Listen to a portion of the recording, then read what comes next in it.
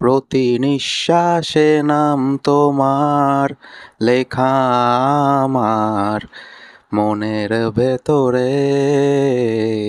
খুব বাজে গান গাই। তো এখন আমরা কথা বলবো সাকিব খানের বড়বাস সিনেমার সেকেন্ড সং, যেটা হচ্ছে নিঃশ্বাস।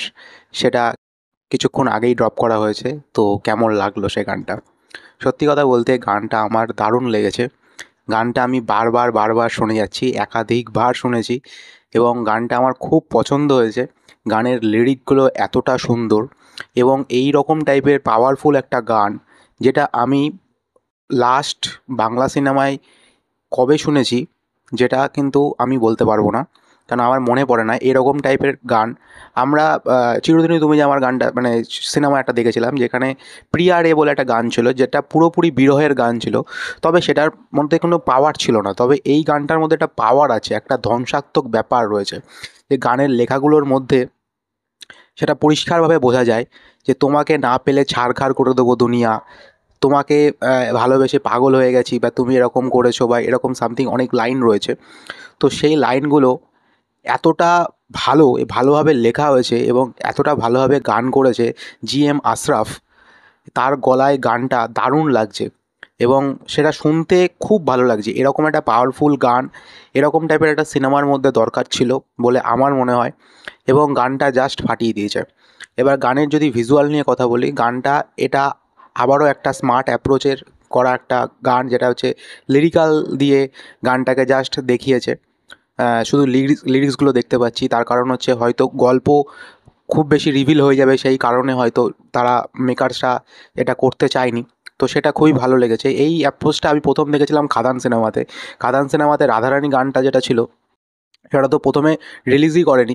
আমরা সিনেমা হলে গিয়ে দেখতে গিয়ে আমরা প্রথমে এটা গানটা তো দারুণ গান ছিল, এবং গানের মধ্যে মানে ভিজুয়ালাইজেশনগুলো ছিল যেগুলো, সেগুলো হ্যাঁ, মানে সত্যিই পরবর্তীকালে যখন ইউটিউবেও ছেড়েছে, তোমরা খেয়াল করে দেখতে পারবে সেগুলোতে কিন্তু খুব বেশি ভিজুয়াল নেই, শুধু ছবিগুলোই দেওয়া হয়েছে। এবং পরবর্তীকালে আমরা যখন দাগি সিনেমার গানটা দেখলাম, একটুখানি মন, সেখানেও এই রকমই অ্যাপ্রোচ করা হয়েছে।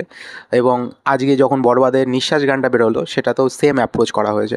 তো গানটা আমার পার্সোনালি খুব ভালো লেগেছে এবং গানটা আমি বারবার শুনছি, এটাই হচ্ছে কথা। মানে গানটা আমার সত্যিই খুব পছন্দ হয়েছে, এবং একটা কথা সত্যিই বলতে ইচ্ছা করে, যেটা মানে আমি আমার রিয়াকশান ভিডিওতেও একই কথাই বলেছি, যে বাংলাদেশের সিনেমা আপডেটের পাশাপাশি তাদের মিউজিকও অনেক ভালো, তারা আপডেট করছে, যেটা দেখে আমার খুব ভালো লাগছে।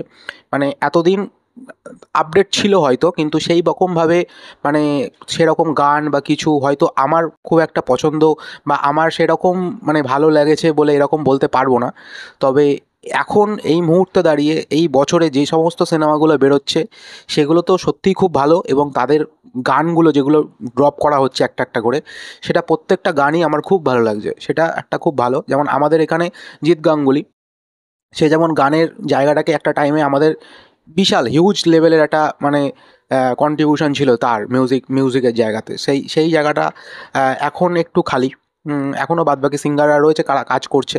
তবে জিৎ গাঙ্গুলি যে লেভেলে নিয়ে গেছিলো আমাদের সেই 2000 সাল থেকে একেবারে মোটামুটি 2015-র ওপরে, মানে 15, 16, 17 এরকম টাইম অবধি, সেই সময় জিৎ গাঙ্গুলির মিউজিক মানেই হিট, প্রত্যেকটা গানই হিট ছিল।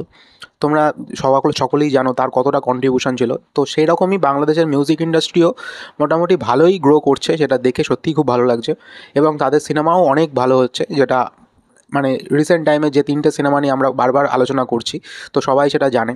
তো এই গানটাও তাই, এই গানটাতেও আমার খুব ভালো লেগেছে। আর যেটা বলার, এই গানটার মধ্যে একটা বিরহ, একটা কষ্ট, একটা মানে যন্ত্রণার কথা, এবং এই গানটার মধ্যে একটা ধ্বংসাত্মক ব্যাপারও লক্ষ্য করা যায়, যেটা এই গানটা পুরোটাই প্রেজেন্ট করছে। এই গানটা শুনলে বোঝা যাচ্ছে সাকিব খান কতটা লেভেলে ধ্বংসাত্মক হয়ে উঠতে পারে। এবং আমরা টিজার দেখেছিলাম, সেখানে বোঝা গেছিলো একটা জায়গায় একটা নেম প্লেট লেখা ছিল যে নিতু হত্যার বিচার চাই, সামথিং এরকম কিছু।